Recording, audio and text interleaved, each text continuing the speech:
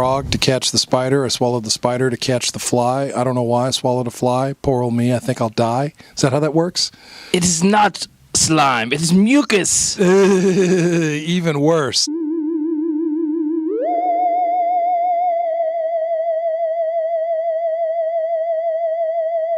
Oh, hey, hello again, and welcome to the Comics Online Podcast, Season 15, Episode 8. I'm your host, Kevin Goswan, and with me today, as usual, is the amazing Troy David Phillips, store manager here at Flashback Comics in Woodbridge, Virginia. Yes, indeed. And today, Kev, I am wearing my Kid Flash t-shirt because I once again want to just throw myself at DC Comics and beg them to give me back my Wally West.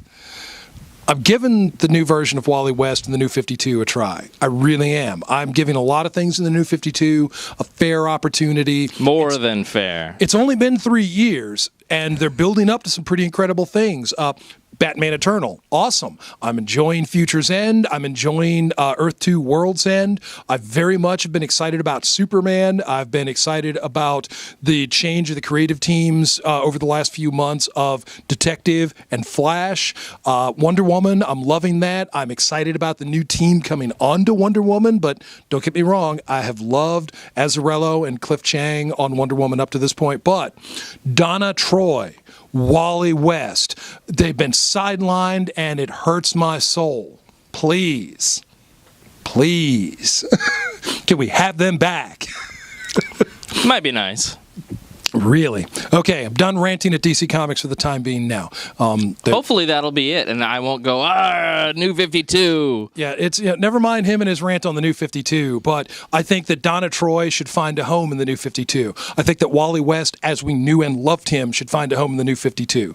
If there's room for Barry Allen, if there's room for Kal-El, et cetera, then there's room for these two, at least. All right. Hey. All right, okay. Get on that, DC, will you? Do that. So, and mad kudos on Green Arrow, because the Green Arrow comic is bumping. Bumping. Yeah, that's a thing. Oons. I don't know. Is it that kind of bumping? I'm not sure. I already threw money at you tonight. It was weird. Making it rain here at Flashback Comics in Woodbridge, Virginia. Speaking of comics, let's speak about comics. Let's talk comics. Okay. I'm going to do something a little bit unusual. Normally we pick 5 titles, and I like to talk about them, but DC has released a wave of variants. I'm sure we're familiar with some of their things like the Monster of the Month, Batman Through the Ages, the Selfie variants. Well, this month they're throwing some variants at us, and they just look like so much fun. I told myself that I was actually going to hold off because I'm waiting for the Flash variants, the anniversary on the Flash, but these look too good to pass up on. So real quick, with no further ado, I'm going to start with Grayson number 4. This is the Grayson number 4 Lego variant. How are we looking there? Is there a glare? Because I got it in a bag and board. Excellent. And Action Comics number 36. That's the Lego variant on that. Is that not just sweet?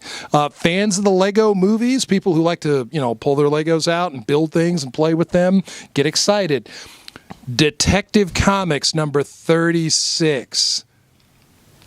I mean, these things just look so cool, Kev. And you have a little girl, so I know that you're all about the cutesy. And Green Lantern number 36. That was the first movie that I took her to, was the Lego movie, and who doesn't love that Lego movie Batman? Oh my goodness! Yeah, see, Kev's a good dad. Lego movies for your that was the first one. It might have been a little premature. She had to get taken away in chains. She's crazy, my daughter. She's all over the place, climbing on stuff and throwing things and screaming at the screen. It's true. Well, she gets that from you. Not really. I'm pretty calm when it comes to watching movies. But yeah, those look really cool. And by the way, I did this same thing, where you're showing a group of them. If you watch the one where you were absent, I did that with the variants with regard to the death of Wolverine. See, as soon as I'm gone, what happens? I turn my back. Craziness happens. Yeah, it's way better with Troy. I'm back now. That's what all the ladies tell me. Bringing the sanity back to Flashback Comics and ComicsOnline.com. Everything geek pop culture. Everything. Yes, indeed. So, Kev, since I just shot through 4 really quick, what are you going to drop on us first here? Well, in that case, let me just be that Marvel guy and do a back-to-back couple of Marvel Spider things. Here we've got the Spider-Verse, and this is the Amazing Spider-Man, or Spider-Verse team-up. And then we've got Amazing Spider-Man Part 1, and this is Spider-Verse number 9. But who's counting? Power of positive thinking, ladies and gentlemen.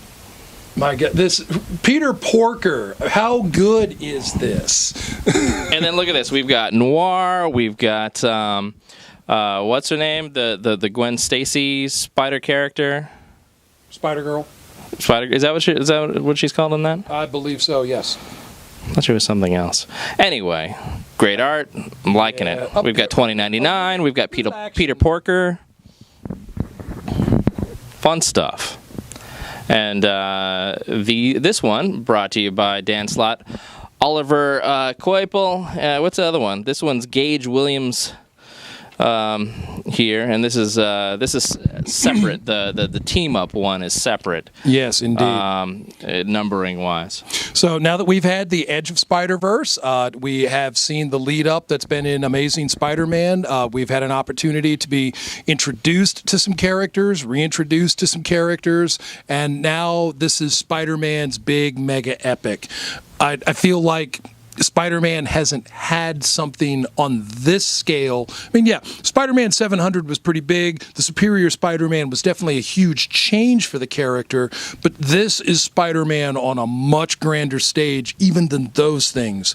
Every couple of years, you ask yourself, what are you going to do to top the thing that came before it? Well, this is what we're doing to top the thing that came before, and we're doing a pretty good job. What do you think? Yeah, well, and longtime listeners of mine will remember how little I appreciated the Brand New Day, One More Day Spider-Man thing, and that just kind of ruined it for me. But going back before that, the things that I loved were these big Spider-Man events. His just before that, his involvement in Civil War, of course, was a big deal to me. And then just before that, of course, we had, well, I guess it was a while before that, when he got the organic webbing and all of that. I don't remember, what was the name of that? That was in the Straczynski run, but I honestly don't recall the story arc by name at the moment. That was during my hiatus, incidentally, my 11-year hiatus.